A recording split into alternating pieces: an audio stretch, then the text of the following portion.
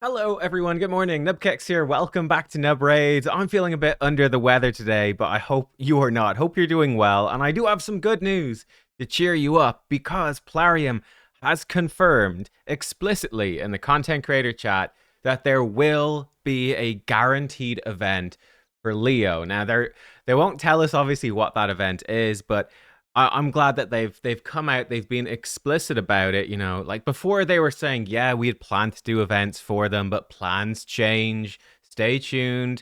It left it a bit up in the air. They have explicitly said now, guys, there will be a guaranteed Leo up for grabs before the end of the event. I think they said before the 11th of November. There will be a guaranteed Leo by then in some shape or form. So yeah, we'll see. We'll see exactly what it is. So great news. Save your shards, save your soul stones, save everything basically that will be limited to make sure you can get him because I do think he's absolutely worth it.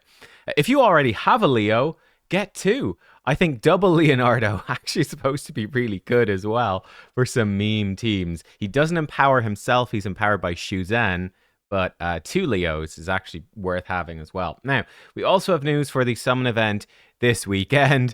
Hilariously, I'm running out of storage. Oh no! Hilariously, Leonardo is up for grabs here. So I'll say Leo, he's okay to go for. Obviously, Leo is an amazing champion, but seeing as there's a guaranteed one coming out, I'd rather not use my Void Mercy chasing him, unless you want to. But yeah, now, Klazag, for me, I'm pretty hyped about that. And Khan, he's okay. We've had a guaranteed event for him before. Let's look at Khan. He's a little less hyped. Khan, he's a good champion. He was very helpful for me for doing Orc Faction Wars hard. He gives a really nice shield to your team with Strengthen as well. Counterattack on himself. His A1 does okay damage. It does make his shield a bit better. It can block revive. It's decent. Then his A2 is a nice AoE that really scales up well if you have shields. So he works very well in Faction Wars, where you can go in with a shield set or a bolster set, stack that up with his own shield, and then do a big nuke. The downside for him is you do need to get him increased defense from somewhere else to hit a bit harder. And some of the waves in Faction Wars hard, you want to just kill them ASAP. You don't want to let them do anything. Orcs struggles a bit for crowd control, so he can be a bit slow. Getting these buffs up to then nuke is a bit slow compared to, let's say, Seer, who can, with enough gear, can just one-shot a wave pretty much before they do anything. Yeah, I mean, if you got Warlord, if you got Angar even, you're a bit better off for CC. Other than that, they're quite lacking, actually, I would say. So that's a little tricky to use him, but he's good. I wouldn't chase for him in a Void 15x. Yeah, like I'd say Raka if you're stuck for orcs. Raka, I pulled her recently. Raka makes a big difference because she's got debuff removal and block debuffs, which is very hard to find in orcs. And then obviously, Shayak plus Krokad was game changing for orcs as well.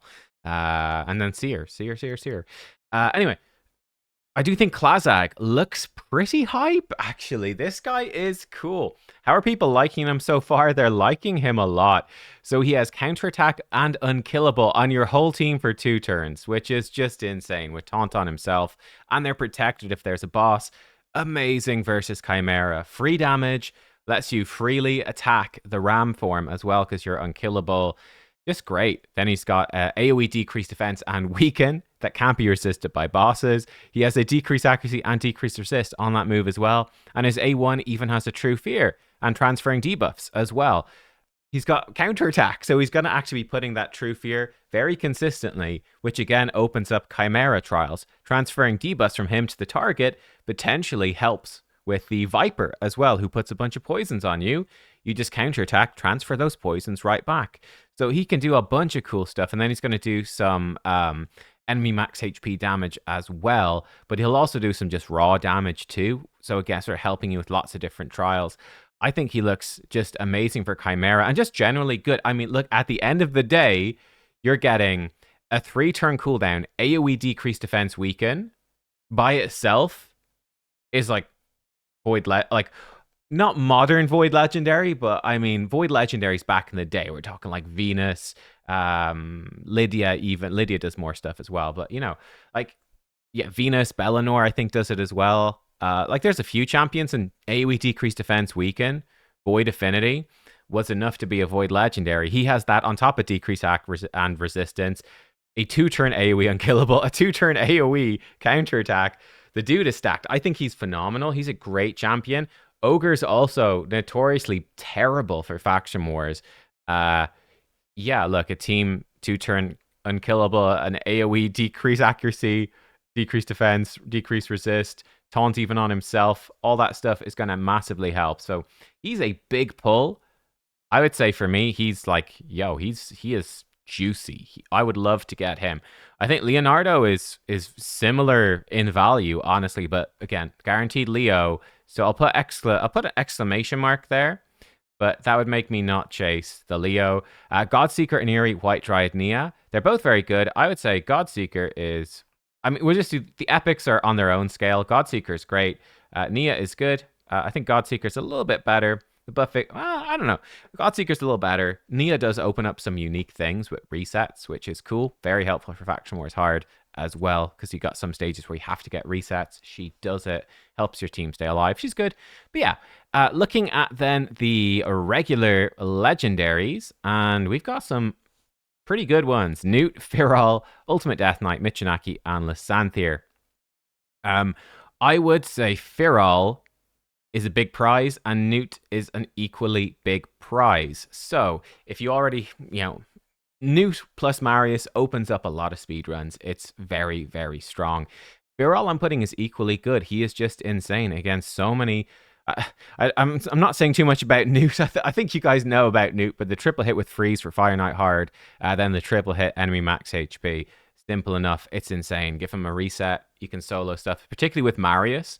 Marius is a guaranteed champion eventually, takes ages, but the two of them together, or two Newts, or even Newt with a double hit enemy max HP champion like Wallmaster Atharion, you've got 5 enemy max HP hits, that's 50% enemy max HP damage, and then you reset them, they go again. You can beat many bosses just like that, which is huge. Firol is insane though. Perfect Veil opens up stuff for Hydra and Chimera. That's tough to get. And then increase resist, decrease accuracy is really good. Block buffs, even decrease speed. And then a big passive giving you loads of stuff. In particular, 20% more damage straight up. He's huge. Like Firol, he crops up all the time in these endgame clan boss teams. He's nuts for, just all that utility. Ultimate Death Knight, I did see, by the way, there's a promo code for new players to get. Let me actually get it up here. Hang on a sec.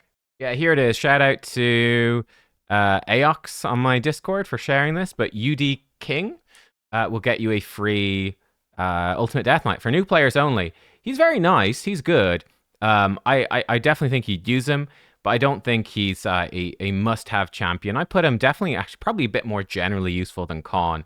Ultimate Death Knight, he's giving you that anti-single target damage.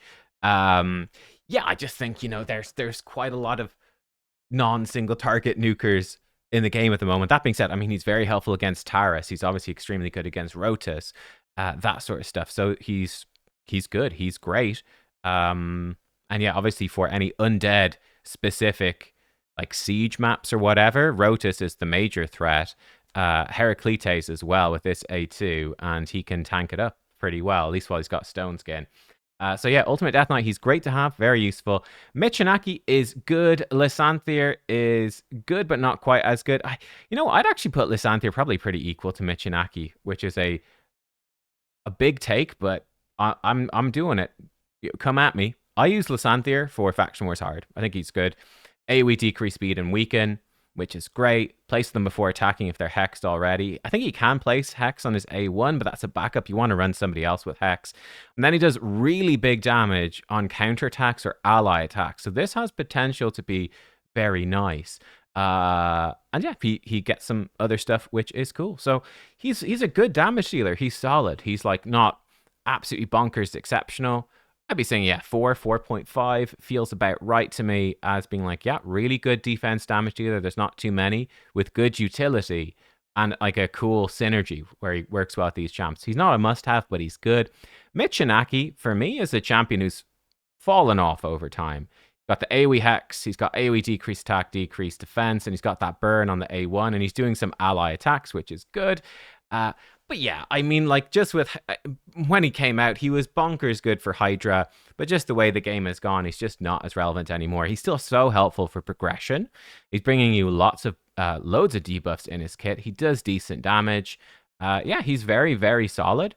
But yeah, I don't feel like he's a must-have champion anymore. He's just really solid. So I'd put, maybe slightly higher than Lysanthier because the utility. But yeah, this would be how it is for me. So we've got over here a joint first, UDK would be second, and we could even give these guys like a joint third. I think they're both helpful. Like I use Lysanthier in Faction Wars hard. My Michinakis are honestly right now I've got two of them. They're both sitting in the vault. Sadly, they come out for Curse City, and that's probably about it.